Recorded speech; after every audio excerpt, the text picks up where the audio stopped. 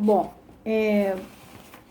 na verdade, como eu estou tratando de doenças e adoecimentos por razões de traumas psíquicos que vão eventualmente dar um fenômeno psicossomático, eventualmente não vão dar, eu vou expandir um pouco o meu curso. Porque o que acontece é que o último vídeo que eu acabei de postar, o 37, já tem questões na rede. Então, o que mobilizou a história do pequeno Hans, do Freud, né? Que eu mostrei para vocês, né? Do volume 10, que é o caso de uma fobia que o menino desenvolveu a partir de ter visto sangue e ficou com medo de cavalos. No início era cavalo assim, depois era cavalo assado e tal, e a partir daí o Freud desenvolve a questão da fobia. Aí me perguntaram sobre a questão de controle de esfíncter, de doenças que surgem antes. Como são perguntas por acaso. E relatos clínicos. Sempre em casos de meninos, é importante esclarecer. O menino tem, de um modo geral, a estrutura obsessiva quando se trata da neurose, tá? Estou trabalhando com neurose. Na psicanálise, na verdade, a gente trabalha com a neurose. Né? Psicose, por isso que eu falei para vocês, o Jung é muito importante lá na Casa das Palmeiras, com o trabalho de arte-terapia, por exemplo, que não tem nem remédio. Né? Eu estou falando Lacan conseguiu tratar um caso de paranoia toda pela via da palavra, foi o caso Emile. Mas não era uma análise, era uma terapia. Estou falando de análise mesmo, diagnóstico. Os rapazes ou os homens têm a função anal muito, muito presente nos homens, no neurótico obsessivo. Quando é neurótico, se ele é uma histérica, a conversa é outra. Se ele é um neurótico obsessivo, a questão anal está muito presente. Então, eu vou contar aqui alguns casos. Um caso interessante é um menininho que foi tratado em casa, assim como o caso Hans. Esse menininho, o pai queria se separar da mãe. Aliás, a mãe queria se separar do pai. O pai não aceitava a separação. E o pai começou a fazer uma chantagem emocional com a mãe desse menino, justamente na época em que a libido desse menino, que é um homem com estrutura obsessiva, normal, comum em homem, ele estava exatamente a libido dele estava passando pela chamada fase anal, que é retenção, expulsão, estava sendo desfraldado, estava aprendendo a usar os esfíncteres, a dormir sem fralda, e ele vinha comportadinho. Até que a mãe deu um checkmate no pai, disse que ia embora mesmo. O pai então começou a fazer toda noite, subia no parapeito da janela, que era um parapeito muito largo, dava para perfeitamente ele fazer de conta que ele ia pular dali sem ter perigo dele pular, porque o prédio era largo. Assim é o relato da família, da pessoa que se lembrou do caso. Então, tinha um parapeito largo dentro da casa e o equivalente do lado de fora. Portanto, ele podia ficar andando dentro da casa, que não tinha perigo que ele não ia pular para fora. Mas para o garotinho de 2 anos, começando a ser desfraldado, começando a aprender a reter as fezes, a expulsar as fezes, a fazer o xixi de noite, botavam um piniquinho lá para ele fazer o xixi, para ele começar a não usar mais fralda. Estava exatamente nesta época. E a mãe queria ir embora, por razões pessoais, ela queria ir embora da casa. Quando o pai viu que ela ia embora da casa, que já que ele não saía, ela ia sair, ele começou a subir no parapeito toda noite, na frente dessa criança, e andar como se ele fosse se suicidar. E ele dizia que ele ia pular da janela.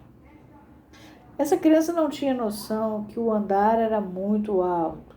Essa criança só tinha noção é que o pai estava na história de andar pela janela. A mãe se separou, embora, e aí essa criança começou a evacuar na cuequinha, não controlar os esfíncteres, o esfíncter anal no colégio. E aí ele já tinha sido desfraldado, mas aí teve que voltar para trás, porque dava um trabalhão no colégio, na creche. Na verdade, era um jardim de infância, né? Naquela época que eles citam, que a família cita, era um jardim de infância. E o garotinho começou a ter problemas, e aí o garotinho começou a crescer e não podia dormir na casa dos coleguinhas, porque ele não tinha mais controle de esfíncter. Ele invariavelmente evacuava sem querer, sem conseguir ter o controle de chegar até o banheiro, e se sujava todo. Isso já com uns 5, 6, 7 anos. Até que um amigo da família muito próximo, que vivia na casa onde o garotinho foi morar com a mãe.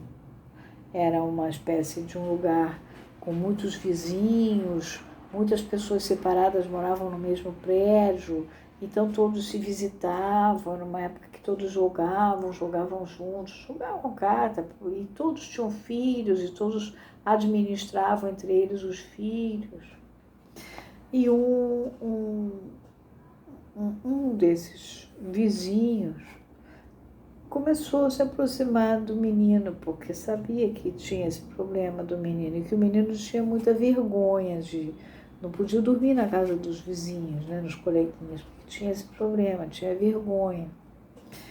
E isso não quer dizer que não aconteça com as meninas, o xixi sobretudo, mas o cocô é mais coisa dos meninos, a retenção anal. E aí ele conversando com o menino acabou contando uma história, um mito dele. Vamos dizer que ele se chamasse Luizinho. E aí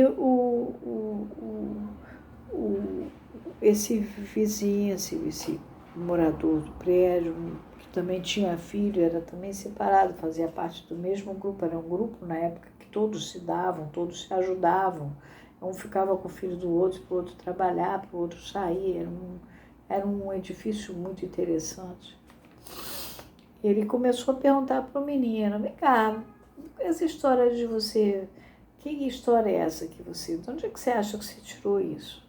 Na conversa vai, conversa vem, ele devagar, aos poucos, todo dia ele ganhando confiança. Um dia ele falou assim: não, o príncipe Luizinho não fazia cocô na calça mais. Mas aí o príncipe Luizinho viu o pai dele, falou que ia pular da janela.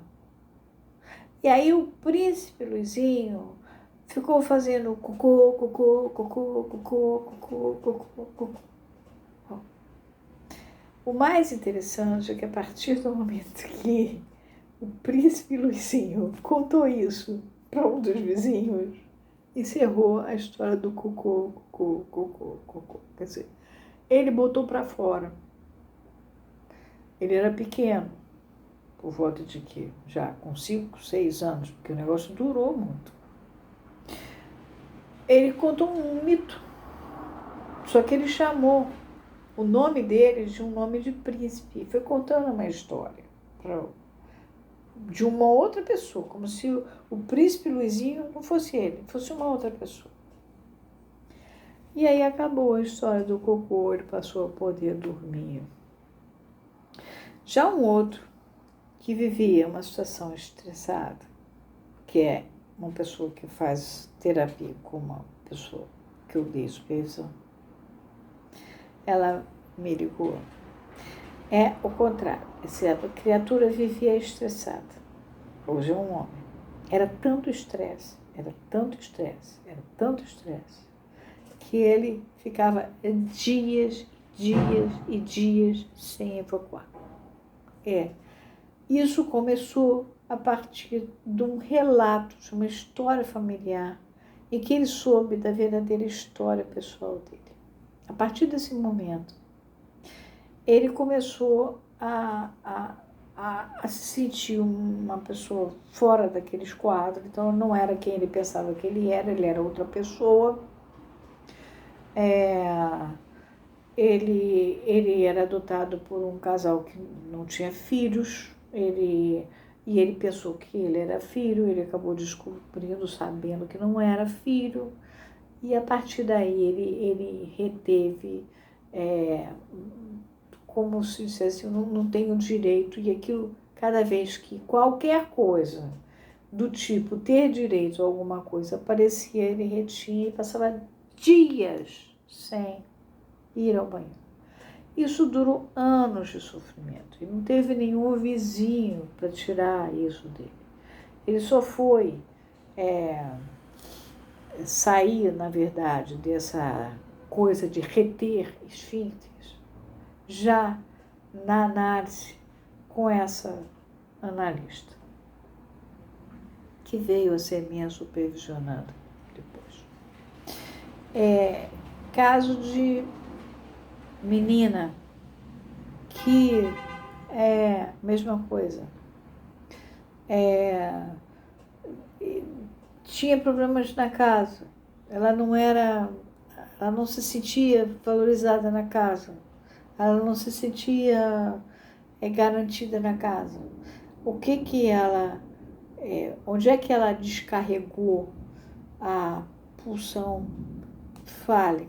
Na urina. Então, ela urinava toda noite na cama.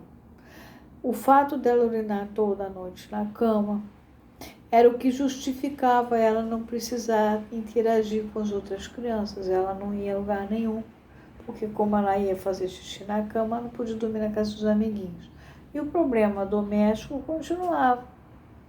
E aquilo ficou durante anos, até que mais tarde a mãe resolveu levar, enfim, até que enfim, em alguém que cuidasse. E aí ela passou a administrar o problema doméstico dela e a parar de se urinar na cama, mas já bem grande. Outro caso, o menino foi abandonado pela família. O pai saiu para um lado, a mãe saiu para o outro, o irmão para o outro, ele ficou sozinho num lugar, morando. E ele foi aquele garoto que se virou, achava um trabalho aqui, não sei o que aqui, e aí eu só tinha que pagar a conta da luz, não sei o que, me largaram o garoto num apartamento. O resto ele era sozinho, ele tinha que se virar com a comida dele, pagar a luz para ele poder viver, para acender a luz. E ele teve que ser um moleque da vida, sozinho. Onde é que ele fez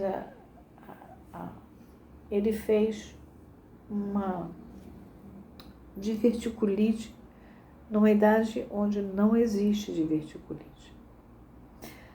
É um fenômeno psicossomático nesse caso? É.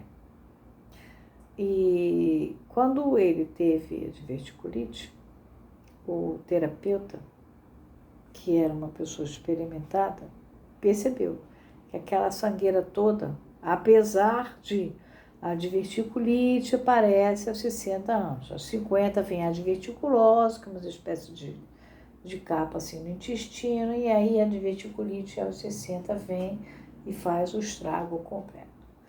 O terapeuta viu que aquilo não era nada menos do que uma diverticulite, e ele tinha que correr e ser atendido, ele já estava evacuando sangue.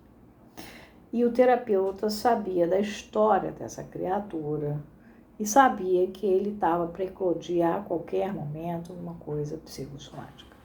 Então, Ele foi encaminhado imediatamente. Era, de fato, uma diverticulite, apesar da idade de 30 anos. Quer dizer, ele não tinha chegado aos 50 para poder fazer a diverticulose, para aos 60 desenvolver uma diverticulite. Ele já tinha desenvolvido aos 30.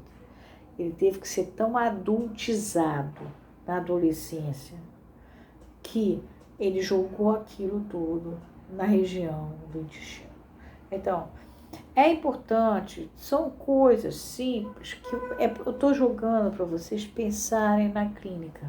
Vocês não lidam só com o paciente está lá deitado falando. Deixa ele falar. Não, peraí. Deixa ele falar, mas presta atenção. Tem coisas que estão numa história. Tem coisas das quais ele saiu porque teve uma ajuda cedo. Tem coisas que demoraram muito para ele administrar e acabam reverberando na sua clínica até hoje. Tem coisas que você, mesmo estando sentadinho lá atrás, você tem que ter a antena ligada e falar, isso tem que correr. Agora é um fenômeno psicossomático e isso leva à morte, no caso, uma sangueira louca dessas. E vocês têm que ter, já disse a vocês, lista de bons médicos. Quem segura isso? Porque se ele chegar na UPA com a idade que ele tem, pela descrição do quadro, não, ninguém vai achar que é diverticulite coisa nenhuma. Vai mandar ele para casa com um remédio, ou morre. Então tem que ser médico que você fala, olha só, está acontecendo isso, te encaminhando imediatamente. Isso aí foi movimentado por causa do pequeno Hans. Só que o pequeno Hans era uma fobia. E por causa do pequeno Hans, me escreveram, não só pelo pequeno Hans, pelo vídeo 37. Me escreveram dizendo coisas e tal. Essa é uma das coisas que vocês têm que ter atenção. O corpo é como se fosse o hardware, o software. O corpo fosse o hardware, o psiquismo, o software, mas na verdade não é. A gente hoje já sabe que um altera o outro. Então, a gente não pode ter essa indiferença, chique, elegante, quando a gente está lidando com perigos físicos de fato. Nessa hora, você tem que ter lá a sua lista de médico, quem que você manda, encaminha, porque você está tratando de uma pessoa que pode ter uma coisa séria. Outra não, está lá relatando uma história de como é que ele saiu do bafafá e aí é a história da menina que parou de fazer xixi porque um dia a mãe levou finalmente em alguém. Ou o garoto que contou para o vizinho, aí o vizinho conseguiu libertar ele nessa conversa que ele fez um mito. Ele não era ele, era um príncipe com o nome dele, né? Outro foi abandonado e acabou desenvolvendo um belo fenômeno psicossomático. Estava posicionado, tinha nome, tinha holófrase, tinha isso, tinha aquilo. O terapeuta identificou na mesma hora. Então, essas diferenças de diagnóstico, eu preciso que vocês aprendam a fazer. E graças às perguntas, muito obrigada quem mandou pergunta. E até teve mais gente se inscrevendo no meu canal, eu agradeço também. Eu preciso que vocês me ajudem a inscrever no canal mesmo. Muito obrigada, porque as pessoas precisam poder ser informadas, tanto as leigas como as que são terapeutas jovens, né? E que precisam aprender. Eu fui jovem uma época, eu aprendi, tá bom? Um super beijo para vocês. Eu fiz esse vídeo hoje porque eu estou recebendo muito inscrito. E aí eu cheguei, terminei a clínica e resolvi fazer esse vídeo agora para vocês, tá bom? Um super beijo. Tchau, tchau.